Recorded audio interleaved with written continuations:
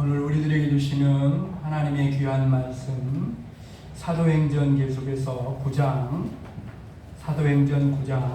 36절 이하 9장 마지막 43절에 있는 말씀입니다. 제가 하나님의 말씀을 봉독한 후에 이 말씀은 하나님의 말씀입니다 라고 하면 이 말씀을 하나님의 말씀으로 받겠습니다 라고 응답하시기 바랍니다. 사도행전 9장 36절 이하 43절에 우리에게 주신 하나님의 말씀 봉독합니다. 요바에 다비다라 하는 여제자가 있으니 그 이름을 번역하면 도로가라. 선행과 굳이 하는 일이 심히 많더니 그때에 병들어 죽음에 시체를 씻어 다락에 누이니라. 룻다가 요바에서 가까운지라 제자들이 베드로가 거기 있음을 듣고 두 사람을 보내어 지체 말고 와달라고 간청하여 베드로가 일어나 그들과 함께 가서 이르매 그들이 데리고 다락방에 올라가니 모든 과부가 베드로 곁에 서서 울며 도로가가 그들과 함께 있을 때에 지은 속옷과 겉옷을 다 내보이거늘 베드로가 사람을 다 내보내고 무릎을 꿇고 기도하고 돌이켜 시체를 향하여 이르되 다비다야 일어나라 하니 그가 눈을 떠 베드로를 보고 일어나 앉는지라. 베드로가 손을 내밀어 일으키고 성도들과 과부들을 불러 들여 그가 살아나는 것을 보이니 온 요빠 사람이 알고 많은 사람이 주를 믿더라. 베드로가 요빠에 여러 날 있어 시몬이라 하는 무두장이의 집에서 머무니라. 아멘. 이 말씀은 하나님의 말씀입니다. 이 말씀을 하나님의 말씀으로 받겠습니다. 아멘. 우리 앞뒤 좌우로 함께 인사 나누겠습니다. 잘 오셨습니다. 잘 오셨습니다. 반갑습니다. 사랑합니다. 사랑합니다. 축복합니다. 할렐루야. 아멘. 이제 아마 보니까 광복절이 지나니까 참 날씨가 그래도 아침 저녁으로는 바람이 좀 다르더라고요. 조금만 기다리면 가을로 갑니다. 좀 참으시고 힘을 내시기를 주님의 이름 축복합니다. 네. 오늘 36절부터 시작되는 다비다라는 여제자, 예수님을 믿는 주님의 제자죠. 그렇죠? 여제자의 이야기를 중심으로 사랑의 흔적이라는 제목으로 함께 은혜를 나누려고 합니다. 36절 말씀을 다시 읽어드립니다. 요바에 다비다라는 여제자가 있으니 그 이름을 번역하면 도로가라. 선행과 구제하는 일이 심히 많더니. 이 다비다는 히브리어 이름이고 도로가는 헬라 이름. 1세기 주 1세기경 이 팔레스타인 지역에 살고 있던 사람들은 상당수가 이렇게 히브리어 이름과 헬라 이름을 가지고 있었어요. 다비다는 선행과 구제하는 일이 심히 많았던 그런 여제자, 그런 믿음의 사람이었다라는 거예요. 그런데 다비다가 그만 병이 들었고 그 병으로 죽게 되었어요. 여러분, 당시 팔레스타인에서는 사람이 죽었을 경우 우리는 대부분 3일장을 합니다만 당일에 장사하는 것이 관습이었어요. 그런데 믿음의 가족들은 그냥 떠나보낼 수가 없는 거예요. 다비다 지금 이미 시체가 되었는데 우리도 그렇잖아요. 갑자기 누군가 세상을 떠나게 되면 금방 뒷전에서 정다운 소리가 들려오는 거예요. 살아있는 것 같고 살아서 금방 나를 만나줄 것 같고 손잡아줄 것 같은 그러잖아요. 그것처럼 이 믿음의 가족들이 이 다비다의 시체를 다락에 누이고, 그리고는 요바에서 약 16km 이상 떨어져 있는 룻다의 두 사람을 보내가지고 베드로를 불러옵니다. 왜요? 룻다에서 베드로가 중풍병자를 고친 걸 알았거든요. 그러니까 베드로를 불러다가 죽은 다비다를 살려낼지도 모른다. 거치신 그 베드로만 여기 오면 이 다비다도 살아날 수 있다는 믿음을 가지고 베드로를 불러옵니다. 그래서 이제 베드로가 이 사람들의 인도를 받아서 다비다의 시체가 놓인 다락방에 올라가게 됩니다. 그 다비다의 시체 옆에서 울고 있던 과부들은 베드로를 둘러싸고 다비다가 생전에 자신들에게 만들어준 그 사랑을 담은 정성을 담은 그 속옷과 겉옷을 보여줍니다. 여러분, 그 마음에는 뭐가 있을까요? 이런 마음이 있는 것 같아요. 베드로 사도요, 다비다를 좀 살려주세요. 다비다가 우리에게 베푼 사랑은 말로 다 할 수 없습니다. 이 속옷을 좀 보세요. 다비다가 다 우리 만들어준 거예요. 겉옷도 보세요. 다 다비다가 생전에 이렇게 우리를 돌봐주고 자기 부모처럼 여기고 이렇게 겉옷까지 돌봐주었습니다. 베드로가 다락방에 있던 사람들을 다 내보내고 무릎을 꿇고 기도한 후에 시체를 향하여 말합니다. 다비다야, 일어나라! 그때 기적이 일어났습니다. 죽었던 다비다가 살아났어요. 그리고 이 일로 인하여 요바에 있는 많은 사람이 예수를 믿게 된 역사가 일어나게 된 줄로 믿습니다. 아멘. 여러분, 오늘 우리는 이 다비다를 통해 많은 말씀을, 여러 가지 메시지를 여기서 찾아서 저와 함께 은혜를 나눌 수 있겠습니다만, 이 다비다를 통해 우리가 이 땅에 살면서 진정으로 남겨야 할 흔적이 무엇인지를 배우게 됩니다. 그것이 바로 사랑의 흔적. 우리 옆 사람 손을 잡고 이렇게 말합니다. 사랑의 흔적을 남깁시다. 사랑의 흔적을 남깁시다. 한 번 더 시작. 사랑의 흔적을 남깁시다. 아멘. 여러분, 36절에 다비다가 여제자, 예수님을 믿는 여제자라고 설명한 후에 이어서 다비다에 대해서 이렇게 말씀합니다. 선행과 구제하는 일이 심히 많더니. 무슨 말씀입니까? 예수 믿고 어떻게 살았느냐. 돌아보세요. 예수 믿고 어떤 삶을 살았는가. 다른 말로 하면 이 세상에 사는 동안 오늘 주님이 부르시면 너는 무엇을 남겼는가. 마지막 심판대 앞에 서면 하나님께서 구원받은 성도 한 사람 한 사람에게 이렇게 물으실 거예요. 너는 이 세상에 사는 동안 무엇을 남겼느냐고 반드시 물을 것입니다. 직고하리라고 했어요. 직접 1대1로 하나님 앞에 선다하는 거죠. 오늘 이 자리에 있는 여러분들은 넌 예수를 주로 믿고 고백하였느냐라는 질문에 대해서는 대답할 준비가 되어 있을 거예요. 그렇다면 하나님께서 너는 무엇을 남겼느냐라고 물으실 때 저 여러분은 무엇이라 오늘 하나님 앞에 대답하여 하겠습니다. 만날 때 사람들에게 자랑스럽게 내미는 명함 같은 것은 하나님의 이 질문에 대답이 될 수 없어요.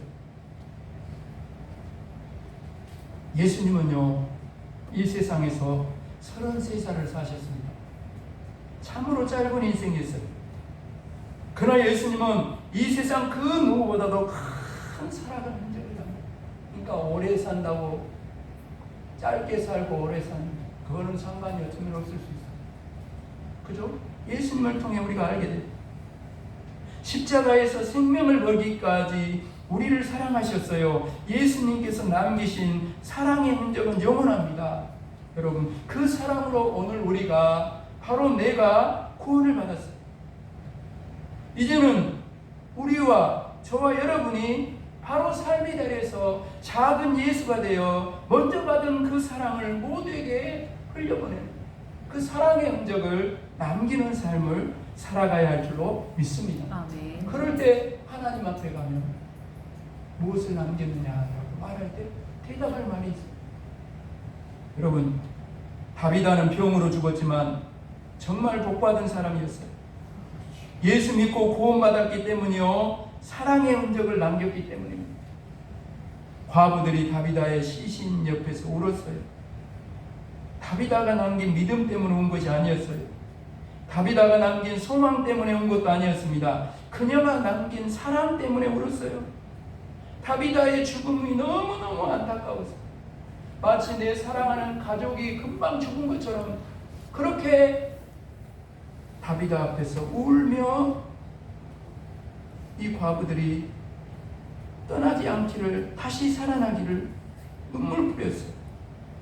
여러분, 우리가, 저와 여러분이 이 세상을 떠날 때 우리가 남긴 사랑의 흔적 때문에 울 사람이 과연 몇이나 될까요?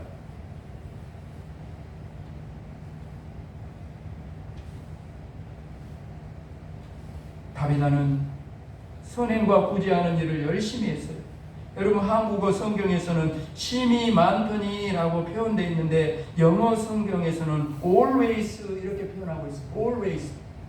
무슨 말입니까? 다비다가 그냥 한 번 하고 만 것이 아니라 항상 선행과 구제하는 일이 습관처럼 그렇게 되어 있었다. 힘썼다.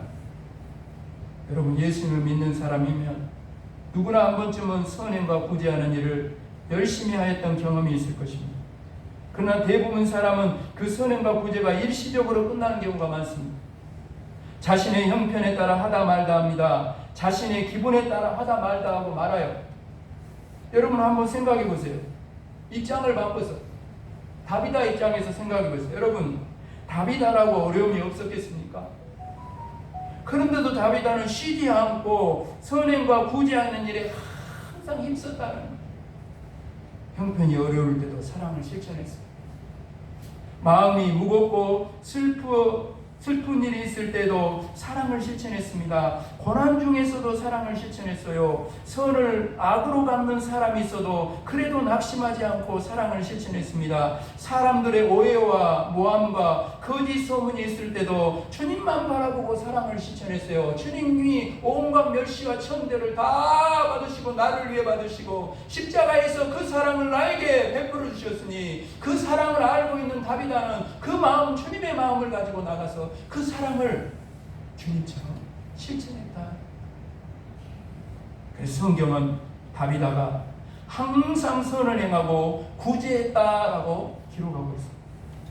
이것이 바로 오늘 우리가 다비다에게 배워야 할 사랑의 모습이요, 우리가 이 세상에 살면서 진정으로 남겨야 할 사랑의 흔적인 줄로 믿습니다. 여러분, 고린도전서, 우리가 잘 알고 있는 고린도전서 13장은 무슨 장이라 그래요? 사랑장이라 그래요. 거기 보면 사랑의 15가지 내용이 나옵니다. 들어보세요. 사랑은 오래 참고, 사랑은 온유하며 시기하지 아니하며, 사랑은 자랑하지 아니하며 교만하지 아니하며 무례히 행하지 아니하며 자기의 유익을 구하지 아니하며 성내지 아니하며 악한 것을 생각하지 아니하며 불의를 기뻐하지 아니하며 진리와 함께 기뻐하고 모든 것을 참으며 모든 것을 믿으며 모든 것을 바라며 모든 것을 견디느니라. 여러분, 이 사랑의 모든 모습 안에 누구의 모습이 그대로 녹아져 있어요? 예수님의 모습. 저와 여러분이 사랑하며 산다는 것은 삶의 자리에서 내 말하고 행하는 모든 삶 속에 예수님이 흘러가야 돼요. 예수님의 모습이 그 삶 속에 사랑으로 흘러가야 돼요. 그래서 우리 이웃교회는 무엇이 넘치는 교회? 사랑이 넘치는 교회. 그 사랑이 이웃과 성도의 모든 사람들 만나는 속에 흘러가는 역사가 일어나야 한다. 근데 여러분, 이 말씀 고린도전서 13장을 읽으면서 전에 깨닫지 못했던 새롭게 마음에 와닿는 것을 저는 깨달았어요. 전에는 이 15가지 사랑의 내용만 관심이 있었는데 깨닫게 되니까 이게 뭐가 있었냐면 바로 이 15가지 사랑의 속성이 모두 헬라어를 보니까 현재로 되어 있어요. 현재. 무슨 말이냐면 15가지의 사랑의 모습이 잠시 있다가 사라지는 것이 아니라 어떤 상황 속에서도 어떤 문제 속에서도 어떤 사람에 대해서도 15가지 사랑의 모습이 끊이지 않고 계속된다. 지금도. 이것이 바로 성경이 말하고 있는 사랑이라는 거죠. 이것이 다비다가 실천한 사랑이었습니다. 우리는 이게 부족합니다. 우리의 선행과 구제는 감정을 따라갈 때가 많아요. 기분에 따라 사랑합니다. 어떻게 보면 대부분 사람들이 기분파일지도 모르겠어요. 사랑뿐이겠습니까, 여러분? 봉사도 헌신도 기분에 따라 왔다 갔다 할 때가 얼마나 많습니다. 물론 기분이 좋을 때도 있고 기분이 나쁠 때도 있어요. 그러나 기분에 따라 선행과 구제가 왔다 갔다 한다면 그것은 성경이 말씀하는 사랑이 아니에요. 감정이나 기분이 우리의 사랑을 절대로 좌우해서는 안 되는 거죠. 감정이나 기분이 우리의 주인 되서는 안 돼요. 다비다처럼 항상 선행과 구제하는 일에 힘쓰는 자가 돼야 되고, 내가 마을 노인정에 가든지 어디를 가든지 나의 삶의 모든 자리마다 누군가에게 이 과부들이 울면서 그 받은 사랑을 기억하는 것처럼 여러분의 삶의 어느 자리에 있든지 그 사랑의 흔적이 사람들 속에 남을 수 있도록, 그런 모습이 드러날 때 나는 없어지고 누구의 모습이? 예수님의 모습이 나타나서 그 사람들도 예수 믿고 구원받는 역사는 하나님이 하십니다. 또한 여러분, 이 다비다의 선행과 구제는요, 지극히 작은 자를 위한 것이었습니다. 그 당시요, 과부는 고아와 함께 지극히 작은 자를 대표하는 사람들입니다.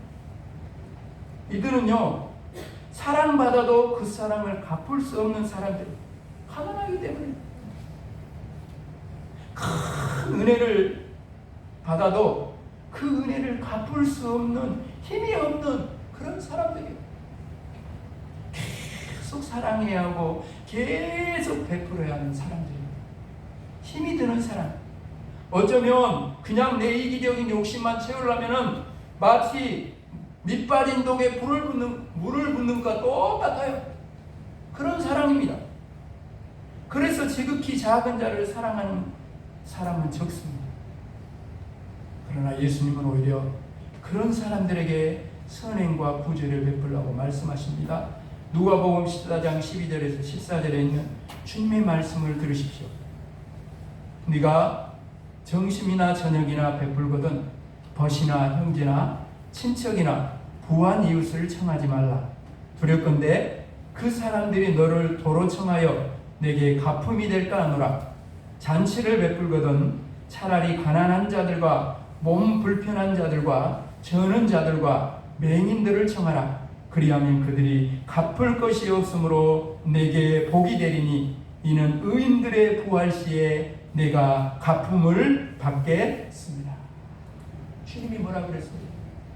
지극히 작은 자 한 사람에게 한 것이 누구에게 한 것이다? 누구에게 한 것이다? 주님께 한 것이다. 그렇게 말씀해 주셨습니다. 오늘 여러분이 사랑을 베푸는 사람들은 누구입니까? 벗이나 형제나 친척이나 부한 이웃은 아닙니까? 물론 이들에게도 사랑을 베풀어야 합니다. 그러나 우리가 사랑을 베풀고 섬기는 사람들이 주로 내 친구와 가족과 친척과 부한 이웃들이라면 지극히 작은 자를 섬겼던 다비다의 선행과 구제를 저와 여러분이 배워야 합니다. 사랑에는요, 어떤 사람의 대상, 민족이나 어떤 남녀나 어떤 차별이 없어요. 주님이 그러셨잖아요.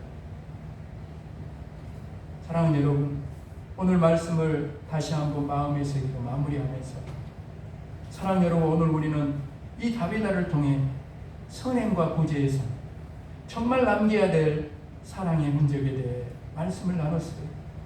다비다는 사랑의 흔적을 남겼던 믿음의 사람이었어요.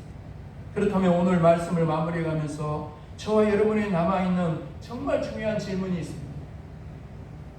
우리도 다비다처럼 선행과 구제를 베풀며 살 수 있느냐라는 것입니다. 만약 그럴 수 있다면 어떻게 그것이 가능할까 하는 거예요. 어떻게 하면 우리도 다비다처럼 정말 사랑의 흔적을 남기는 믿음의 사람이 될 수 있느냐라는 것입니다. 우리가 잊지 말아야 할 것은, 다비다가 그런 사랑의 흔적을 남길 수 있었던 것은 다비다의 힘과 노력으로 가능한 것이 아니라는 것입니다. 다비다는 태어날 때부터 그런 사랑을 소유했던 사람이 아니에요. 다비다도 우리와 똑같이 죄인입니다. 다비다도 우리와 똑같이 그 안에 선한 것이 하나도 없는 사람입니다. 알합시다. 그 비밀은 예수님께 있다. 예수님께 있다. 할렐루야. 아멘. 다비다가 어떻게 그런 선행과 구제의 삶을 살 수 있었습니까? 그녀가 예수님의 제자였기, 그녀가 예수 믿는 사람이었기 때문에. 여러분, 뭐가 달라도 달라야 돼요. 다시 한번 말씀을 드립니다. 믿는 사람과 믿지 않는 사람의 차이가 주일날 교회 나오고 안 나오고 밖에 차이가 안 난다면 그게 무슨 구별이에요? 나는 주일날이면 꼭 교회 나오고 저 사람은 교회 안 나오고 그것이 예수 믿는 사람과 믿지 않는 차이라면 생각해 볼 필요가 있지 않을까요? 여러분의 삶의 자리에서